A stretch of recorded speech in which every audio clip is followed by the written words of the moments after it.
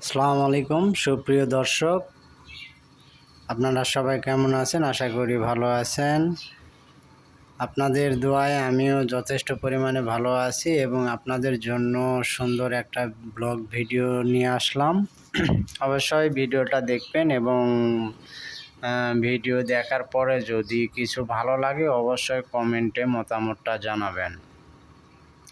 তো আজকের ভিডিওটা মূল হচ্ছে কি, আমরা যেহেতু গ্রামে বসবাস করি, কৃষির উপর নির্ভরশীল আমরা কৃষি ক্ষেত্রে কিছু জিনিস দেখাবো, অবশ্যই সেটা দেখবেন। আপনার সামনে যে ভিডিওটা দেখতেছেন, এই ভিডিওটা মূলত একটা সোলার প্যানেল বা সৌরশক্তি কাজে লেগে যে বিদ্যুৎ উৎপাদন করে সেটার একটা দৃশ্য আপনাদের তুলে ধরতেছি। এখানে বড় একটা প্ল্যান্ট হয়েছে যে সৌরশক্তি সঞ্চয় করে ডিপ মোটর মানে গভীর নলকূপ থেকে যে পানি উঠানোর পরে জমি চাষবাস করে। এই যে আশেপাশে যে সব জমিগুলো দেখতেছেন, এইসব জমিতে পানি সেচ দেওয়ার পরে ফসল হয়।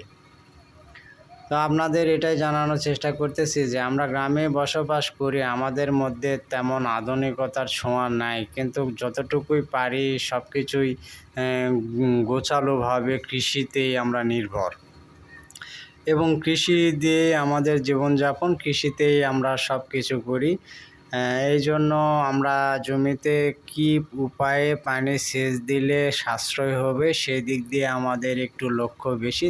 তার মধ্যে আমার একটা কৃষক ভাই এই সোলার প্ল্যান্টটা বসাইছে জমি সেচ দেওয়ার কারণে।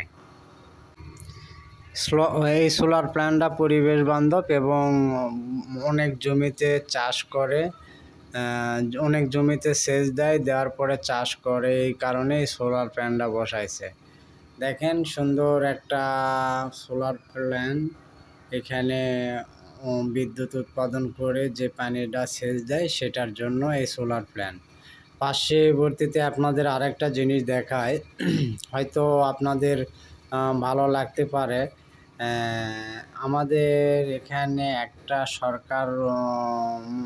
সরকার অনুমোদিত গুচ্ছ গ্রাম আছে। সরকার অসহায় দরিদ্রদের থাকার একটা বাসস্থান করে দিয়েছে, তার পাশেই কিন্তু এই সোলার প্যানেলটা বসাইছে। এটা দিয়ে অবশ্য বাসা বাড়িতে বিদ্যুৎ দেয় না, কিন্তু পানি সেচের যে কার্যক্রম সেটা করে। দেখেন গুচ্ছ গ্রাম, এটা হচ্ছে একটা গুচ্ছ গ্রাম। বেশ কিছু পরিবার এখানে অসহায় যেসব পরিবার, সেই পরিবারগুলা এখানে বসবাস করে।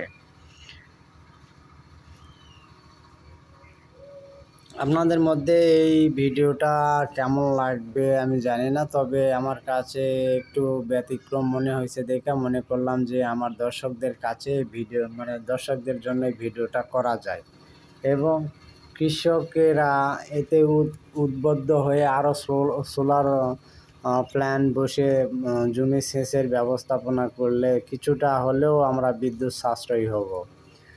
দেখেন সুন্দর একটা গুচ্ছগ্রাম, বাড়িগুলো খুব গোছালো বা একই সিস্টেমের বাড়িগুলো, মানে গুচ্ছগ্রাম হয়তো আপনারা দেখেছেন, কিন্তু এটা অন্য একটু ব্যতিক্রম লাগলো, এই বিধায় আমি এই ভিডিওটা করলাম। তো জানি না আমার ভিডিওটা কেমন হয়েছে, অবশ্যই ভিডিওতে আপনাদের মতামত দেবেন কেমন হয়েছে ভিডিওটা, আর এরকম ভিডিও যেন আমি করতে পারি সব সময়। পরিশেষে ভিডিওতে একটা লাইক, কমেন্ট, শেয়ার করে যাবেন।